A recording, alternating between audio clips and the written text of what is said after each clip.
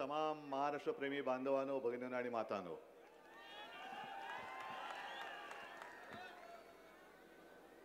बराच वेळ आपण थांबलात त्याच्याबद्दल पहिली दिलगिरी व्यक्त करतो. कारण आता दिवस थोडे राहिलेत, म्हणजे ज्याला आपण म्हणतो ना मॅन्डेटरी वॉर्स, आता मारायचे ते चौकार आणि षटकार मारायचे. आणि रन्स तर माझे झालेलेच आहेत. फक्त 23 तारखेला विजय जाहीर व्हायचा आहे. काय हो की नाही? पहिल्या प्रथम मी पवनला धन्यवाद देतो. पवन इकडे या.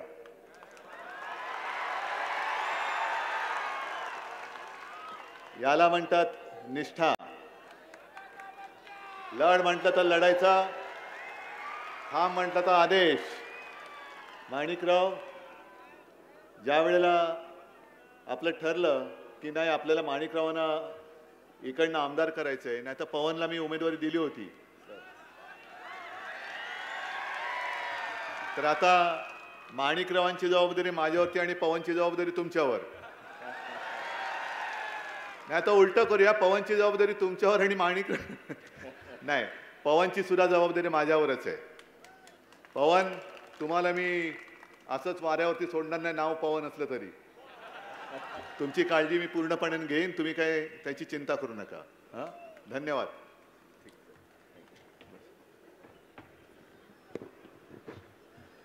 आज दिवसभरामध्ये 5-1 सभा आहेत. बरं, पंचायत अशी होते ना की एकदा बोलायला लागलं की यांचं सगळ्यांचं पाप हातभर निघतं बाहेर. ते विधभरामध्ये बसवता येत नाही, कारण जर का फाडायचं तर कसं हातभर फाडलं पाहिजे. आणि इकडे पहिल्या प्रथम मला असं वाटतं ठाकरेंच्या प्रचाराला ठाकरे आलेत.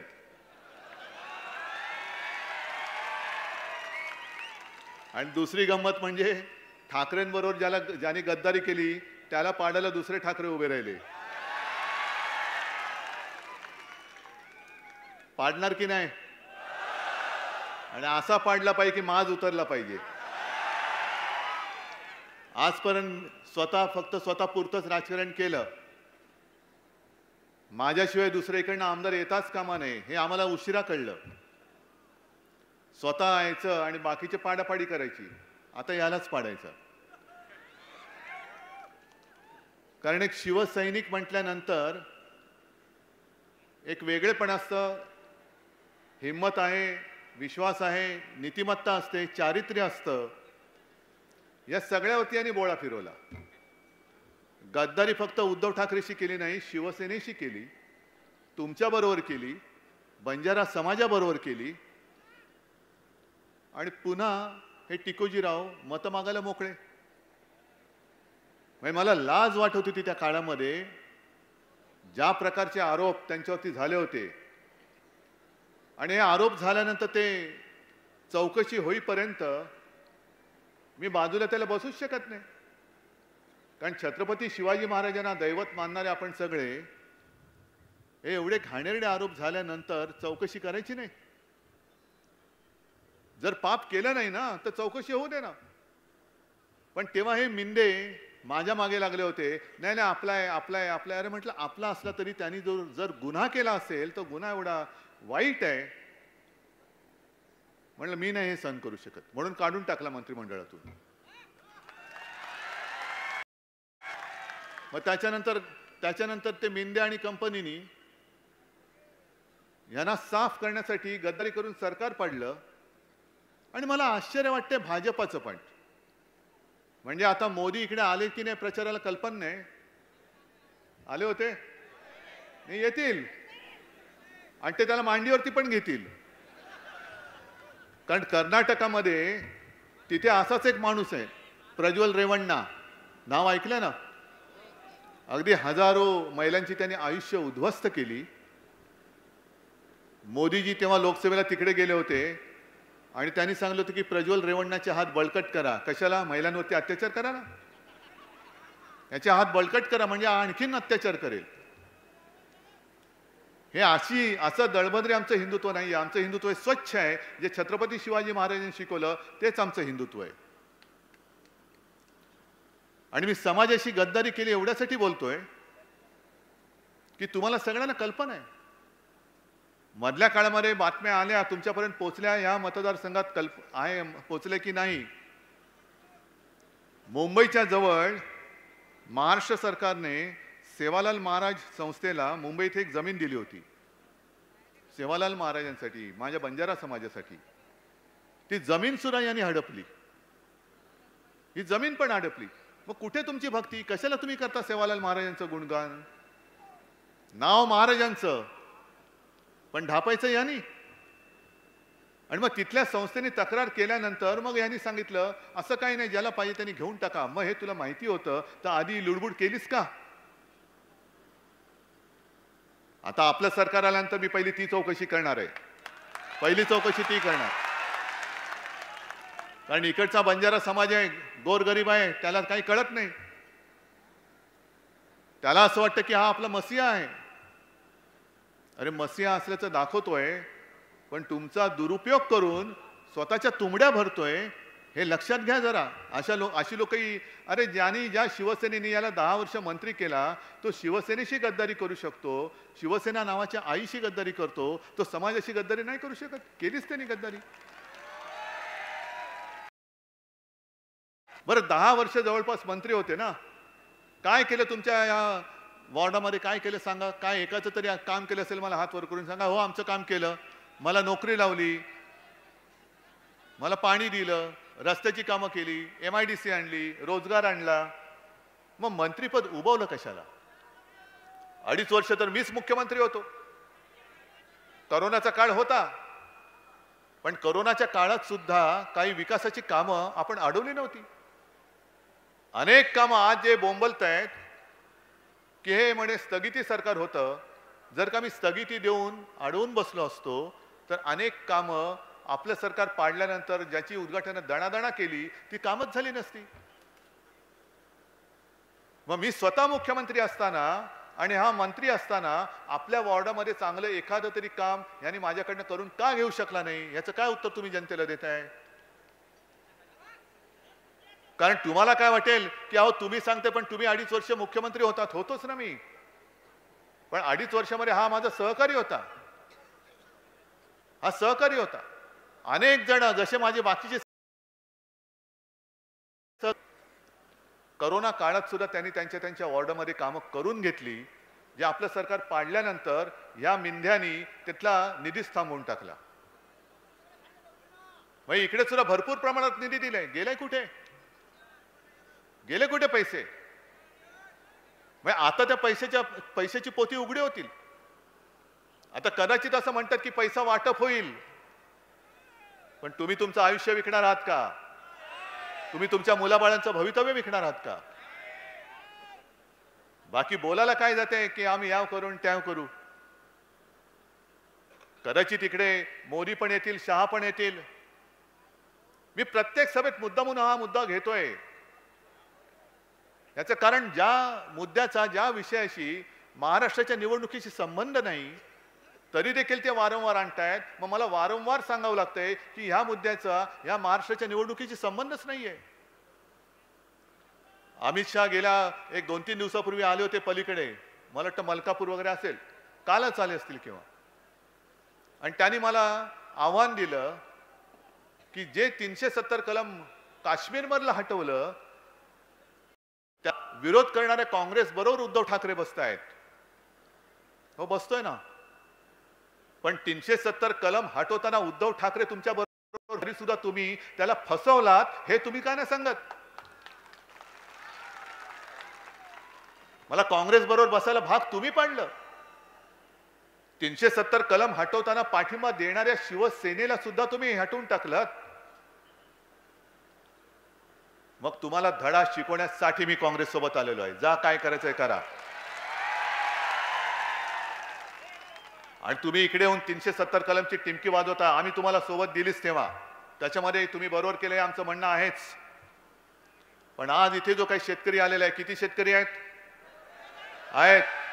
सगळ्या आनंदात आहात ना रे बाबा नो? अरे सोयाबीनला भाव नाहीये ना?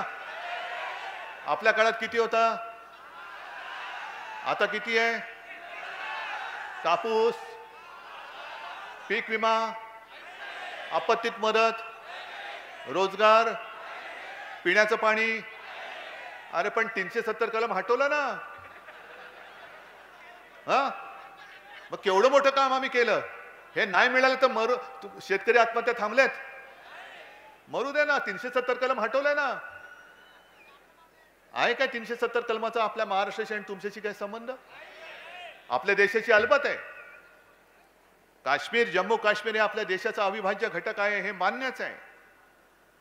पण 370 कलम काढल्यानंतर अदानी खेरीज किती जणांनी, देशातल्या किती जणांनी काश्मीरमध्ये जमिनी विकत घेतल्या हे पहिलं अमित शहा तुम्ही लिस्ट देऊन सांगा.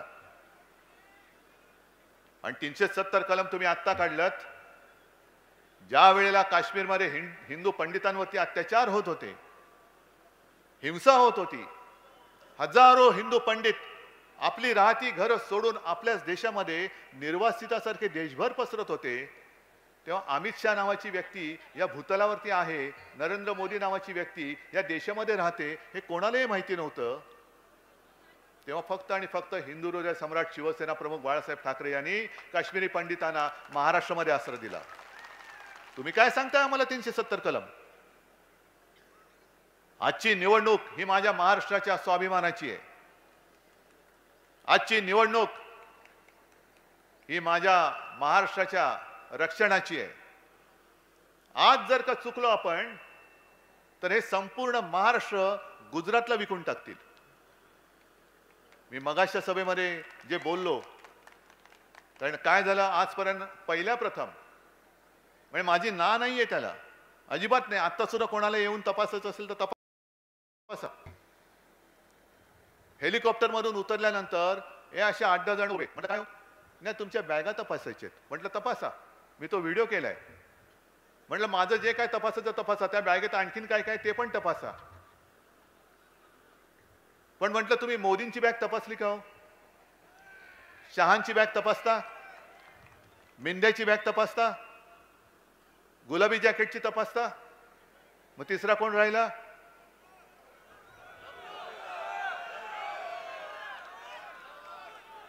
टरबूज. बघा हे असं आहे, निवडणूक आयोगाने माझं शिवसेना नाव हे दुसऱ्याला दिल्यानंतर तुम्ही ज्याच्यामुळे ते दिलं गेलं त्याचं नाव तुम्ही टरबूज ठेवून टाकलं. मग त्यांची बॅग तपासायची की नाही? मग मला त्यांनी कानात सांगितलं, साहेब खरं सांगू, मोदी आणि शहा आल्यावरती बॅग नाही तपासायची, जाताना बॅग तपासायची. कारण इकडे येतात आणि महाराष्ट्र लुटून नेतात, तर जाताना बॅग त्यांची तपासा. पण आज मी जाहीर करतोय, माझी बॅग तपासायची तेवढ्या वेळ तपासा, पण मोदी, शहा, देवेंद्र, अजित पवार, मिंदे यांच्या देखील बॅगा तपासल्या गेल्याच पाहिजे. ही आमची लोकशाही आहे. कारण तुम्ही मी आल्यानंतर जसे तपासणीसाठी उभे होतात, तसं मोदी, शहा आणि मिंदे आल्यानंतर सॅल्यूट मारून उभे राहता कामा नयेत. जसा मी माझ्या उमेदवाराच्या प्रचाराला फिरतो एक त्यांचा नेता म्हणून, तसेच ते जर का भाजपच्या उमेदवाराच्या प्रचाराला फिरणार असतील तर ते त्यावेळेला पंतप्रधान नाहीत, ते भाजपचे स्टार प्रचारक आहेत. त्यांना जो न्याय आहे तोच मला, आणि मला जो न्याय आहे तोच त्यांना न्याय आणि कायदा हा लागलाच पाहिजे. आणि जर या यंत्रणेला जमणार नसेल तर माझे शिवसैनिक मोदी, शहा, मिंदे आणि यांची बॅग तपासतील, तेव्हा पोलिसांनी मध्ये नाही यायचं. आपण व्हिडिओ गेल्या लोकसभेला पाहिलाय, मिंदेच्या हेलिकॉप्टर मधून बॅगा मागून बॅगा उतरल्यात. काही केलं नाही पोलिसांनी आणि यंत्रणेने. निवडणूक आयोग सुद्धा झोपतो तिकडे. आमच्या डोळ्याने एकच बॅगा भरून चाललेल्या आहेत आणि म्हणतात नाही माझे कपडे होते. अरे कपडे एवढे किती वेळा घालतोस? एवढे कपडे? मग कारभार उघडा, सगळा भ्रष्टाचाराने बरबटलेला. पण कपड्यांच्या बॅगा किती, काय होतं त्या बॅगेमध्ये? आता सुद्धा जे काय माझ्या कानावर येते, अरे कालच्या सांगोलामध्ये गेलो होतो, त्यालाच आडवा करायला. गेल्या आठवड्यात म्हणजे दिवाळीच्या सुमारास एक गाडी पकडली. असं म्हणतात किती त्याची होती, रक्कम जाहीर झाली किती, 5 कोटी. आणि काही लोक त्याच्यात तिथे होती, ते म्हणाले 5 कोटी नव्हते, किमान 20 ते 25 कोटी होते. मग हे सगळं जाते. काही काही वेळेला तर अगदी यंत्रणेच्या गाड्यातनं पैसे जातात अशी माहिती आहे. खरं खोटं यंत्रणाच जाणे. पण आम्हाला तुम्ही कायद्याची चौकट दाखवताय, आम्हाला तुम्ही कायद्याचा बडगा दाखवताय, हे एकतर्फी आम्ही चालू देणार नाही, अजिबात नाही. आणि म्हणून मी तुम्हाला सुद्धा सांगतोय, तुम्हाला सुद्धा कुठे जर का अडवलं आणि तुमच्या बॅगा वगैरे उघडायला लावल्या तर त्या अधिकाऱ्याचं सुद्धा ओळखपत्र तुम्हाला तपासण्याचा अधिकार आहे. मुंबईत काही महिलांनी मला तक्रार केली की आमच्या पर्स उघडून बघताय. तुम्ही सुद्धा त्यांची खिशामधली पैशाची पाकिटं उघडून बघा.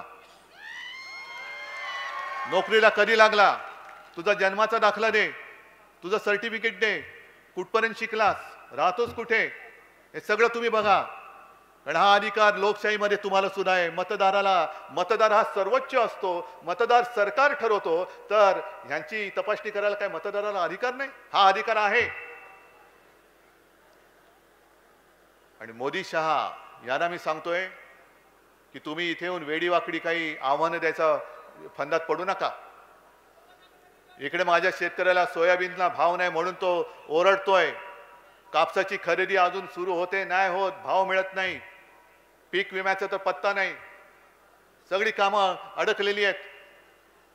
नुसतं लाडकी बहीण, अरे त्या माता भगिनी आमच्याच आहेत, त्या काय गुजरातवरून नाही आता आलेल्या, त्या काय गुजरातमधून नाही आल्या.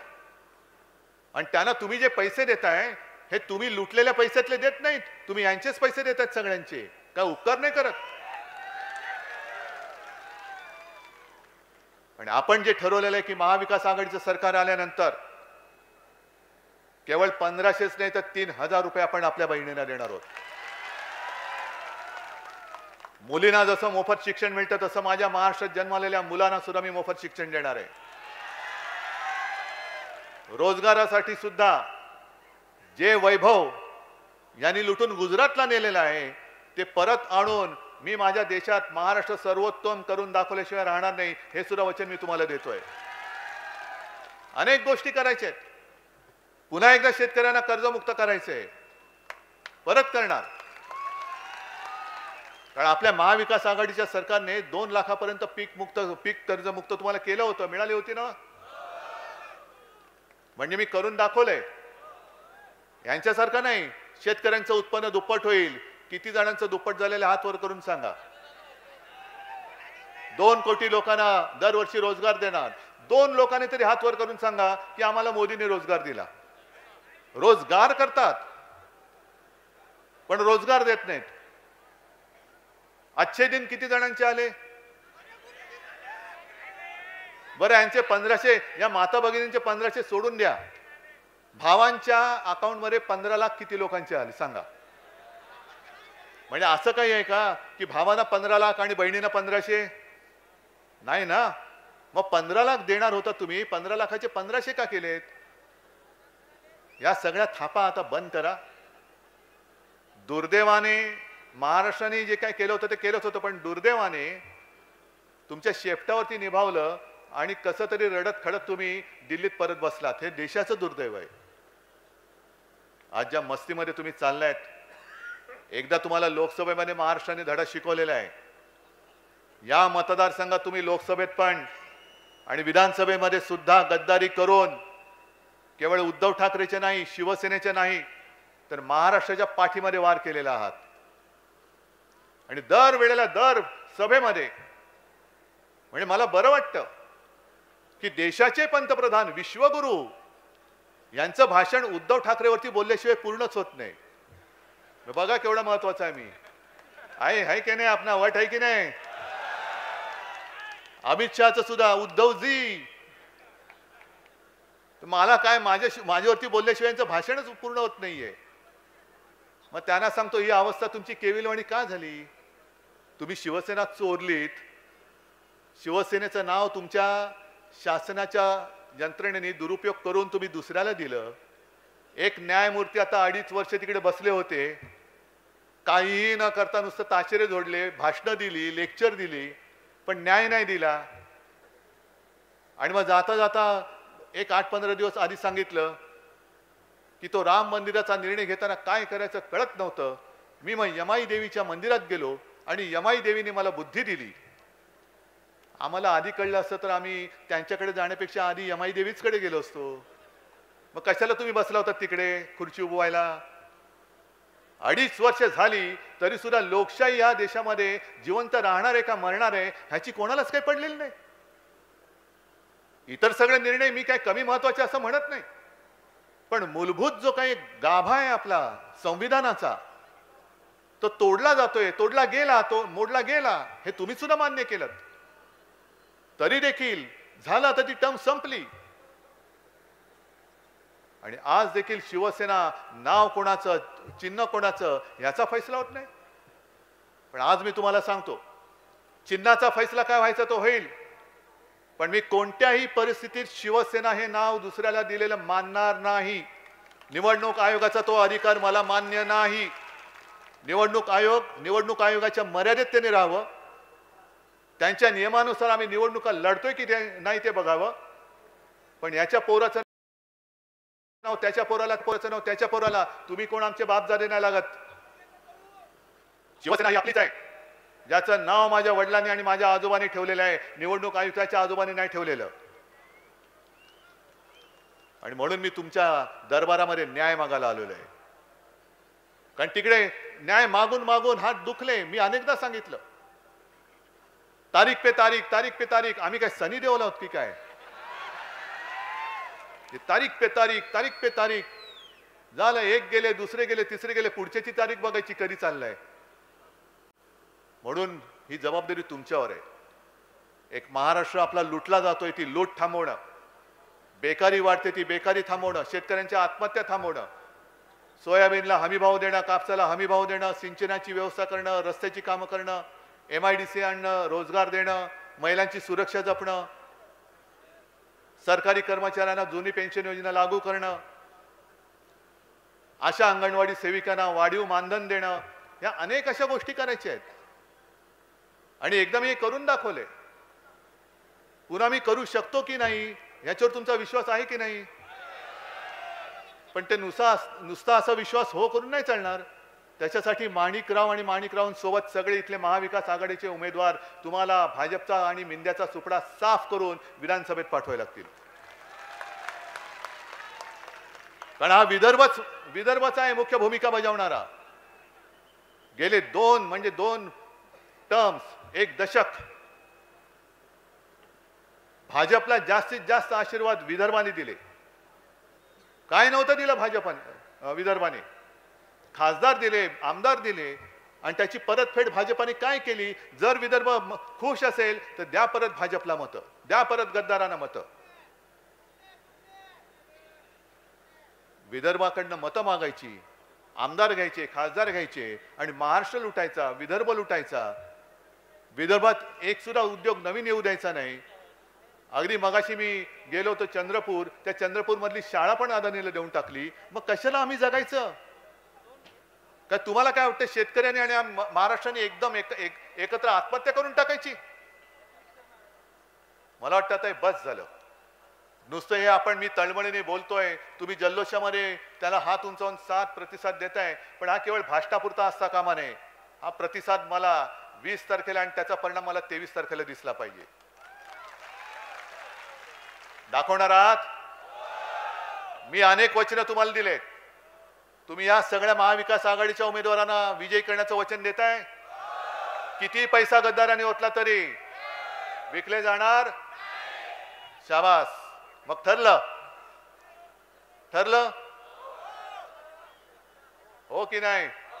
हा, असं जोरात, म्हणजे एवढा हो जोरात पाहिजे की गद्दार तडीपार झाला पाहिजे. शाबास. असेच जिवंत रहा, जागे रहा. धन्यवाद. जय हिंद, जय महाराष्ट्र. हॅलो, सर्वांना विनंती आहे की उभं राहा प्लीज. कृपया ती पंचसूत्री देऊ का?